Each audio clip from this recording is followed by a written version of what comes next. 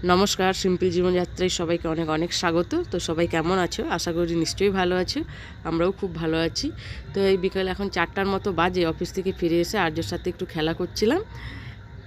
তো আর্য যত বড় হচ্ছে তত দিন দিন বদমাশ হয়ে যাচ্ছে। তো খেলা করতে করতে আর্য ঘুমিয়ে গেছে। তোকে ঘুম পাড়িয়ে চলে এলাম জল গরম করতে। তোকে আমি জলটা ফুটিয়েই খাওয়াই, সকালে একবার জলটা ফুটিয়ে নিই, বিকেলে একবার। তো জলটা ফুটিয়ে তো তারপর হচ্ছে আমি আপেল কলাটা সিদ্ধ করব। ওকে বিকেলে একটু আপেল আর কলা দিই। কলাটা আমি কাঁঠালি কলাই দিই, তো ওটা সিদ্ধ করে দিই। ফ্রিজ থেকে আপেলটা বার করিয়ে রাখছিলাম, কলাটা ফ্রিজে রাখি না, কলাটা বাইরেই থাকে। তো আপেল কলাটা কেটে সুন্দর করে সিদ্ধ বসিয়ে আমি এদিকে এসে ঘরটা ঝাঁট দিয়ে দিচ্ছি। তো এখন 5টার মতো প্রায় বাজে। তো সকাল বিকাল আমরা যারা বাঙালিরা তারা তো সবাই জানো, সকাল বিকাল ঘর যতই পরিষ্কার থাক একটু ঝাঁট দিতে হয়, যেহেতু সন্ধ্যা দেওয়া হবে। তারপর তো এই পাশে যে আমি চলে এসেছি, ঘরটা ভালোভাবে ঝাঁট দিয়ে দিই। মা তো তখন বাইরের কাজগুলো করছে, আর যত এখন ঘুমাচ্ছে। তো বেশিক্ষণ ঘুমায় না, খুব বেশি হলে এখন আধ ঘন্টা 40 মিনিট ঘুমাবে, কারণ রুটিনটা আমি সব জেনে গেছি কখন কি ঘুমায়। তো দুপুরে একটু বেশিক্ষণ ঘুমাই, বিকেলে ঘুমালে ওই আধ ঘন্টার মতোই ঘুমায়।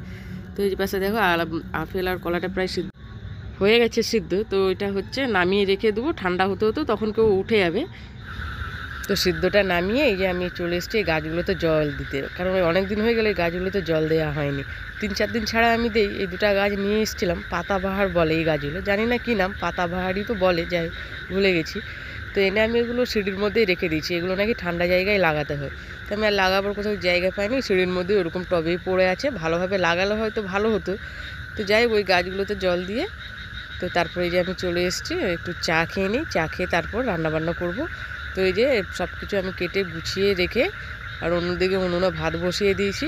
তো সকালে সেইভাবে কিছু খাওয়া দাওয়া হয় না, যেহেতু সকালে অফিসে বেরোতে হয় 9টা সাড়ে 9টার মধ্যে। তাড়াহুড়ো করে যা হোক করে খেয়ে বেরিয়ে যায়। তো রাতের চেষ্টা করি একটু ভালোভাবে কিছু খাওয়া দাওয়া করতে। তো এই যে দেখো এদিকে মাংস নিয়ে এসছে বাবা, মাংস হবে, বাঁধাকপি হবে, একটা মাছের মাথা আছে, আর ওই পেঁয়াজ পাতা ভাজা হবে, আর টমেটো চাটনি করবো। তো সব কেটে ধুয়ে রেখে তো এই রেডি করে আর এই পাশে যে দেখো ভাত বসিয়ে দিয়েছি। ভাতটা অনেকটা আগে বসিয়েছি, মানে হয়ে এসছে, আর বেশিক্ষণ নয়। তো ভাতটা নামিয়ে তো তখন আর্য উঠে গেছিলো, আমি গিয়ে আর্যকে খাওয়াতে, তারপর ওকে যেহেতু কান ছিল তো আমি খাওয়াতে গেলাম। তো মা ওই সময় এসে উনানটা ফাঁকা ছিল, তো মা এসে বাঁধাকপি আর ওই পেঁয়াজ পাতা ভাজা ওইগুলো করে নিয়েছিল। তো মা রাতে যেহেতু সিরিয়াল দেখে, ওই জন্য আমি রাতে রান্নাটা করি। তো আমার আর্য চুপ করতে মাকে এসে দিয়ে বললাম তুমি ওকে নিয়ে সিরিয়াল দেখো, আমি এসে এবার রান্নাটা করে নেবো। তো মা যেহেতু 2টা তরকারি করেই নিয়েছে, ওই জন্য আমি এসে এবার মাংসটা বসিয়ে দিলাম। মাংস আর চাটনিটা হতে বাকি আছে। তো মাংসটা এই যে কড়াই তেল দিয়ে আলুটা হালকা করে ভেজে নিয়েছিলাম, তারপর আবারও তেল দিয়ে এই শুকনো লঙ্কা, গরম মশলা, তেজপাতা সব কিছু দিয়ে কিছুটা ভেজে তারপর পেঁয়াজ দিয়ে দিলাম। তো মাংস তো অনেক রকম, মানে মাংসর অনেক রকম রেসিপি আছে। তো আমার কাছে খেতে ভালো লাগে এরকম কষা কষা বা হালকা ঝোল। তো হজবরল মাংস রান্না আমার খেতে ঠিক সেরকম একটা ভালো লাগে না। তো এই যে দেখো তো পেঁয়াজটা হালকা ভাজা হতে আমি দিয়ে দিলাম এর মধ্যে এই আদা রসুন বাটা, তারপর একে একে গুঁড়া মশলাগুলো দিয়ে দিচ্ছি, লঙ্কা গুঁড়ো, তারপর ধনে গুঁড়া, তারপর হলুদ গুঁড়ো সব দিয়ে হালকা একটু লবণ দিয়ে মশলাটা কিছুক্ষণ কষিয়ে নেব। তো মশলাটা কষানো হতে তারপর দিয়ে দিয়েছি এর মধ্যে টমেটো কুচি। টমেটোটা কিছুটা হালকা ঘাঁটা ঘাঁটা হয়ে গেছে, তারপর আমি দিয়ে দিলাম মাংসটা আগের থেকেই আমি হলুদ আর লবণ কিছুটা মাখিয়ে রেখেছিলাম। তো এই মাংসটা দিয়ে কিছুক্ষণ কষিয়ে তারপর ওই আলু ভাজা যেগুলো করে রাখছিলাম ওইগুলো দিয়ে তো কিছুক্ষণ কষাবো। তারপরে এর মধ্যে জল দিয়ে দেবো।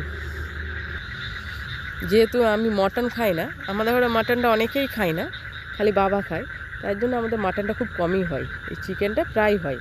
আমার তো চিকেনটা খুব ভালো লাগে, মানে প্রত্যেক বেলাতেই যেন বেশি না 2-3 পিস করে থাকবে, একটু আলু ঝোল থাকবে, ব্যাস। তো এই জন্য আমি সপ্তাহে চেষ্টা করি 3-4 বার মাংস খেতে। কোনো সপ্তাহে খাওয়া হয়, কোনো সপ্তাহে নাও হয়। তো যাই হোক দেখো কথাগুলো, তো মাংসটা হয়ে গেছে কষানো, দিয়ে আমি জল দিয়ে দিলাম। তো মাংসটা ফুটে গেছে, আর পুরো ধনা পাতা দিয়ে এবার নামিয়ে দেবো। তো যাই হোক ভিডিওটা আর বেশি বড় করছি না, ভালো লাগলে অবশ্যই একটা সাবস্ক্রাইব করে